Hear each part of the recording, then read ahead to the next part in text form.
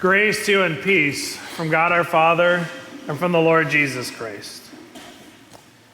If you happen to be around the church office on a weekday around noon, sometimes earlier, sometimes later, it's not unusual to hear someone ask, "So what's for lunch?" It might even get yelled down the hall. And invariably somebody will say, "Well, I brought lunch today, but where are we going?" Which then begins a conversation about what we should have for lunch and where we should go to get it. And the first thing that impacts that conversation is, are we going to go and eat at the restaurant?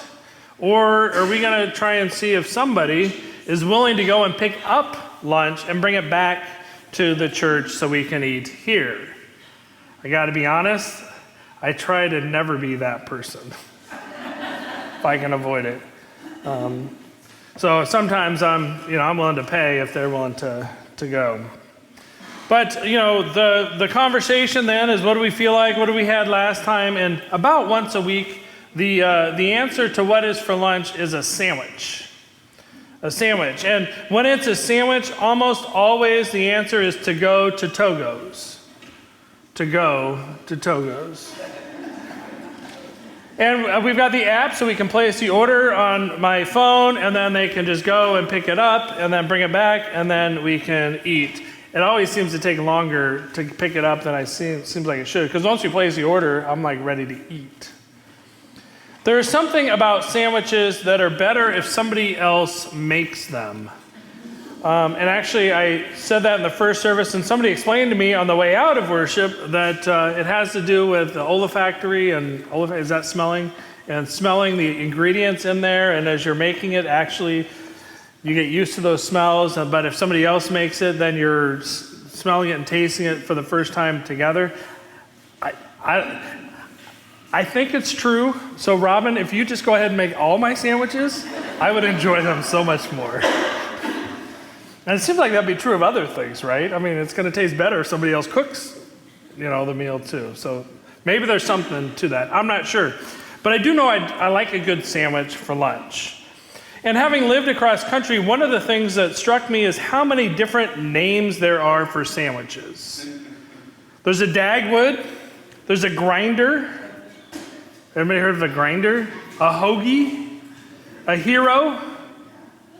And then just like a deli sandwich, right? I mean, just plain old deli sandwich. I'm not sure, I have yet to figure out if all of those names actually really differentiate and describe different types of sandwiches, or if those are just different names for the same type of sandwiches. I think there's something about some sandwiches being heated and others not, and I don't know. In Connecticut, we had grinders, but I don't know what made them grinders. I still am confused by it. Now, what we did have in Connecticut were a lot of Subways, and we never go to Subway. We figured out one of the reasons, our town of 15,000 had 3 Subway stores. That seems like a high per capita. Every 5,000 people, 1 Subway. The Subway is sort of like the sandwich version of Dunkin' Donuts on the East Coast. They're everywhere, but they're not very good. Turns out they both were founded in New England. Dunkin' Donuts was founded in Rhode Island, and Subway was founded in Bridgeport, Connecticut. So I suppose maybe that's one of the reasons they're so prolific there, or they just haven't developed a taste for good sandwiches or donuts. Did you know that there's a city or a town in New England that's named Sandwich? It's not where Subway was founded, but there is. It should be though, right? Wouldn't that have been amazing if that was? It's actually on the end of Cape Cod. When you cross the river to go out onto the Cape, it's one of the first towns you encounter, and it's actually considered to be one of the oldest towns, or the oldest town on Cape Cod. And there's a history museum there and some beautiful grounds. It's the history of Cape Cod, I think, not the history of this sandwich. So if you happen to be in the area, I recommend it. So why all this talk about sandwiches? Well, if you're in Bill's class, you know. The gospel writer of Mark uses a lot of sandwich stories, stories that are bracketed. And this morning we had a sandwich as I read the gospel that we may not have even realized it. It was an open-faced sandwich. We had the bottom slice of the bread. We had the meat of the sandwich. We just didn't have the top. And if we'd have read another couple verses, we'd already read 29, so I guess why not? But 29 seemed like enough verses. If we'd have read the last 30 and 31, we would have read that the disciples returned to Jesus and told him about what had gone on while they were out teaching and healing. So the sandwich this morning that we read about is the disciples being sent, the disciples returning, and in between, we read another story. Last week, Andrea talked about a sandwich in chapter 5 when, if you were here or watched online or paid attention or remember or have read it or were in Bill's class, it was a story of the healing of Jairus' daughter. Jesus and the disciples were in a crowd, and Jairus came up to him and said, "My daughter is sick, will you come and heal her?" And Jesus says, "Okay," and on his way there, the hemorrhaging woman touches Jesus' cloak, the hem of his cloak, and Jesus stops. And so the story of the healing of Jairus' daughter stops, while we then read the story of the healing of the hemorrhaging woman, where Jesus stops. He knows that somebody has touched him. All the power has drained out of him. He asks who has a conversation with this woman, tells her, "Your faith has made you well." And then we get the top piece of bread, or the bracket to the story, where Jesus continues on his way towards Jairus' house and ultimately heals Jairus' daughter by touching her. Two stories, one story bracketing another, or a sandwich, so to speak. Why does Mark do this? He does this so that the meat of the story, which is arguably the best part if you eat meat, I don't, but if you did eat meat, you'd have to say that's probably the best part of the sandwich, right? So the meat of the story explains or reinforces the other story that's being told around it. So in the case of the healing stories, it is the faith of Jairus that leads to the healing of his daughter. And it's the faith of the hemorrhaging woman that leads to her healing, and both of those healings happen when the hemorrhaging woman touches Jesus or when Jesus touches Jairus' daughter. So it's about healing coming through faith. And if you read at the beginning of our reading this morning, we read that the people didn't understand who Jesus was. They questioned who he is, and it said he couldn't perform any miracles there, just a few healings. And then Jesus lamented that the people in his hometown didn't have faith. Could he not heal because he didn't have power? Or could he not heal because the people in his own hometown didn't have faith in him? I would suggest the latter when you look at it following those other healing stories. So in our reading this morning, we've got Jesus returning to his hometown, and we've got the people of his town mocking him, making fun of him, questioning his lineage. They say, "Who is this man who's teaching these things? He's just a carpenter." That's Mary's boy. Mary's boy. I happen to be Mary's boy. But in Jesus' time, those are fighting words.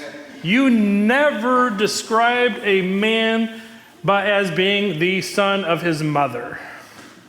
He was always described as being the son of his father. Even if his mother had died, you would say that he was the son of whoever his father was. But by saying that Jesus is the son of Mary, they're calling into question his legitimacy. Who is his father? Do we even know who Jesus' father is? So it's a jab at Jesus.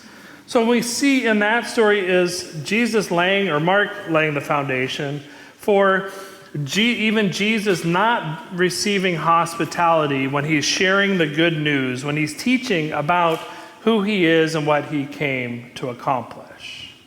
And then Jesus sends out the 12 in pairs. And as he does so, he tells them basically take nothing. Mr. Justin showed us what we take out, our preschool teachers take when we're evacuating the kids, and we need to be prepared if there's an emergency. But when Jesus sends out the 12 in pairs, don't take any food, don't take any money, don't even take a second tunic, which would have been helpful at night when it gets cold. Go out and rely upon the hospitality of strangers. Well, Jesus didn't receive hospitality from his hometown, from his neighbors, from his kin. And he's saying, now go among the strangers and rely on them to give you what you need while you are staying with them. Best case scenario, they do. Worst case scenario, shake the dirt off of your sandals as you leave. Don't bring their dirty dirt with you as you go along your way. Because the reality is there will be challenges, there will be pain, there will be suffering that comes as a result of being a disciple of Jesus Christ. For them, that suffering comes as not receiving hospitality. For Jesus, we see he suffered when they didn't actually even acknowledge him in his hometown and essentially called him names, which may not be as obvious to us in our culture today. Well, that story begins, and then abruptly then, we've got this story that is the meat of our sandwich. We'll call it mystery meat because we don't know why it's there. This story of the beheading of John the Baptist. What's it doing here? Why is it being told now? Well, what we know in Mark's gospel already is that Jesus had been baptized by John back in chapter 1, and that as Jesus was sent out into the wilderness by the Spirit to be tempted by Satan, we have one line that says John had been imprisoned. So all the way at the beginning of Jesus' ministry, before it actually even starts, John is in prison. He gets off the stage, removes himself, or is removed from the picture so that Jesus can step in and begin his ministry. And now we read what happened to John. And actually in a flashback, we're told what happened back then. As a disciple of Jesus, as someone who was called not to follow Jesus, but actually to go before Jesus, John suffers. John suffers and is imprisoned because of the teachings that he did and the way that it challenged the authorities of the time. Herod married his brother's wife. Ew. And apparently there's a law against that. I don't know why you needed a law, but there was a law against that. And so John called that into question, which angered Herod's new wife, his brother's ex-wife, Herodias. And so she was out to get John, and we know that Herod was afraid of John for the ways that he taught and the things that he said. And he challenged Herod. John challenged Herod with the gospel that he was preaching. And John had a pretty successful ministry. He had been out in the wilderness. He'd been baptizing people. We know that he had his own disciples, and now he finds himself imprisoned. And what is the price that John pays for his discipleship of Jesus? But he loses his head. So this story is told in between the story of the sending of the 12 and their return as a reminder of the potential costs of discipleship, of being sent by Jesus, used by Jesus to share the good news of the gospel.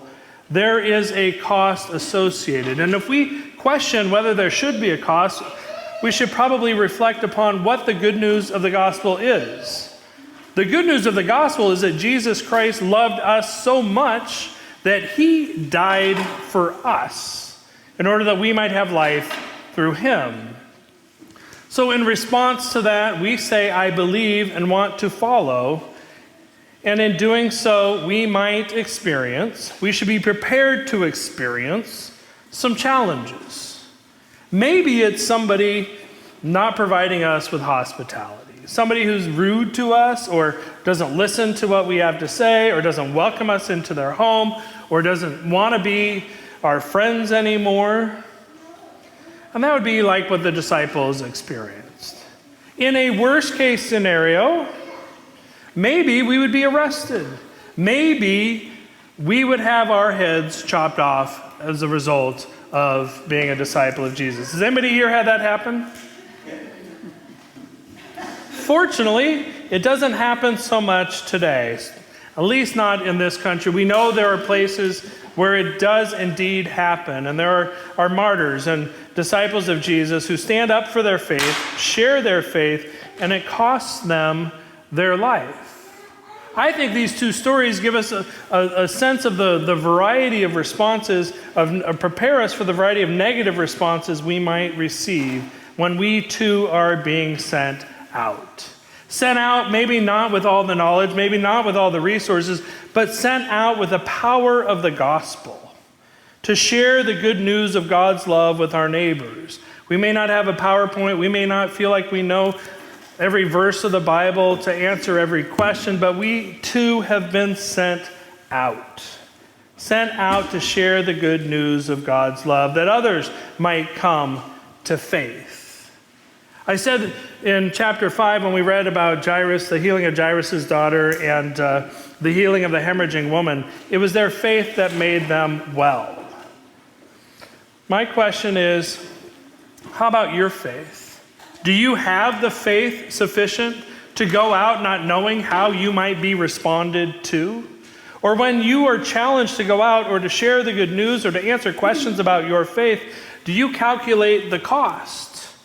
Well, if I tell them what I really think, are they going to ask me questions I can't answer and I'm going to be embarrassed? Are they going to tell me I'm just another one of those religious nut jobs? Are they going to ask me to leave? Are they going to quit inviting me to their parties? Are they going to quit?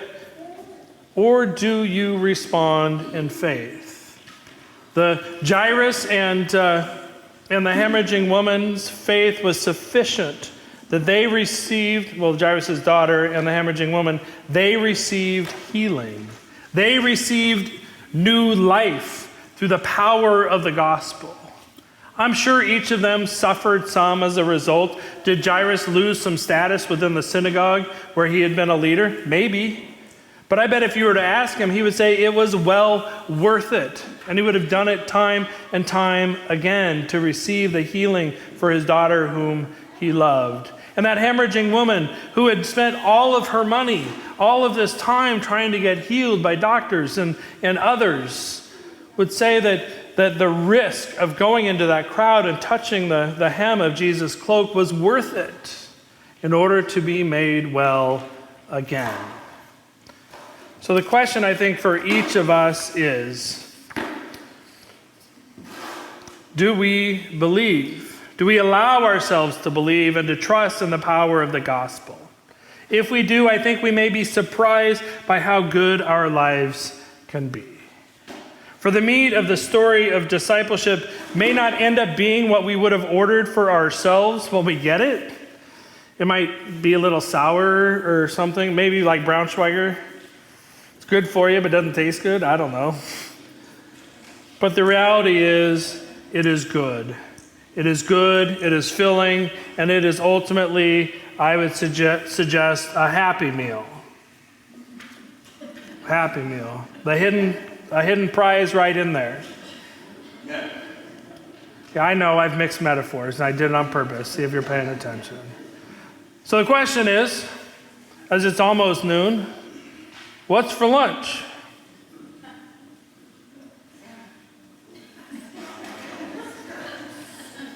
All right, get back to me. Amen.